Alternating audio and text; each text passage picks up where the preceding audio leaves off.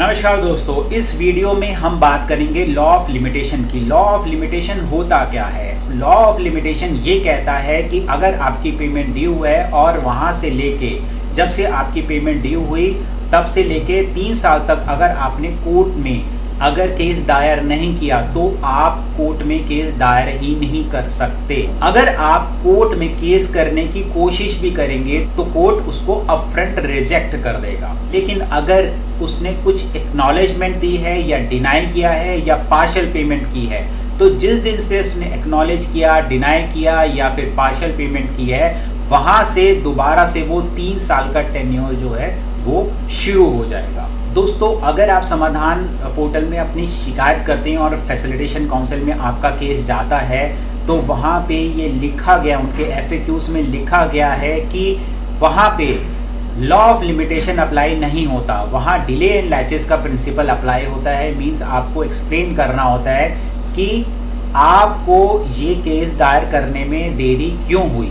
अब उसके लिए आप कुछ भी कह सकते हैं, जैसे आपकी स्टेट में जो फैसिलिटेशन काउंसिल है वो एस्टेब्लिश लेट हुआ या फिर कोविड था या और कोई भी ऐसी वैलिड रीज़न जैसे कि वो एक्सक्यूजेस दे रहा था। ये सारी चीज़ें देकर आप थोड़ा जस्टिफाई कर सकते हैं और लॉ ऑफ लिमिटेशन को आप सुपरसीड कर सकते हैं। लेकिन अगर ये केस फैसिलिटेशन काउंसिल से अगर आर्बिट्रेशन में जाता है तो वहाँ लॉ ऑफ लिमिटेशन अप्लाई होगा। सुप्रीम कोर्ट की लेटेस्ट जजमेंट है जिसमें उन्होंने कहा है इन केस अगर फैसिलिटेशन काउंसिल से आर्बिट्रेशन में केस जाता है तो वहां पे लॉ ऑफ लिमिटेशन अप्लाई होगा।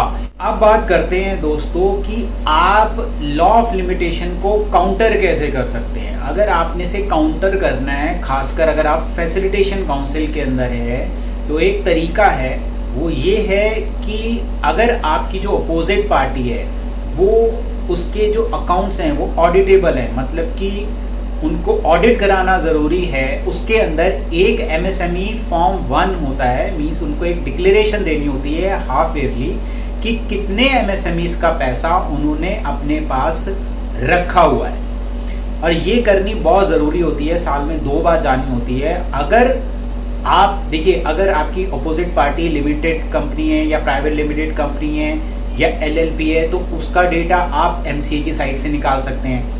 नहीं तो आप उनसे मांगिए और पूछिए कि उन्होंने ये वो रिटर्न भरी है कि नहीं भरी है और उसके अंदर उसका वर्णन करा है कि नहीं करा जो आपने उनसे पैसे लेने हैं। अगर उसने MSME की ये डिक्लेरेशन जो है वो गलत करी हो या नहीं करी हो तो उसे 6 महीने तक की सज़ा और 25,000 रुपये जुर्माना भी हो सकता है उसके ऑफिसर इंचार्ज को।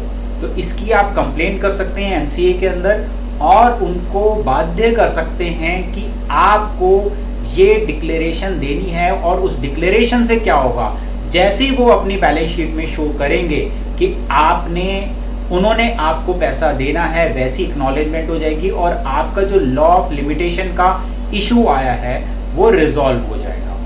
दूसरी चीज कि जो इसके ऊपर इंटरेस्ट देना होता है वो इंटरेस्ट का इनकम टैक्स में वो डिडक्शन भी नहीं ले सकते। जैसे कि उन्होंने आपको प्रिंसिपल देना है 100 रुपये, लेकिन उसके ऊपर 18 रुपये इंटरेस्ट भी बनता है। अब वो इंटरेस्ट जो 18 रुपये है उसकी वो डिडक्शन नहीं ले सकते, और अगर उन्होंने डिडक्शन ले ली है तो वो उनको रिवर्स करनी पड़ेगी। इसके लिए भी आप उनकी शिकायत कर सकते हैं इनकम टैक्स डिपार्टमेंट। तो ये था दोस्तों लॉ ऑफ लिमिटेशन को हमें कैसे काउंटर करना है अगर आपकी पेमेंट ड्यू है किसी से। तो मिलते हैं अगले वीडियो में, तब तक के लिए नमस्कार।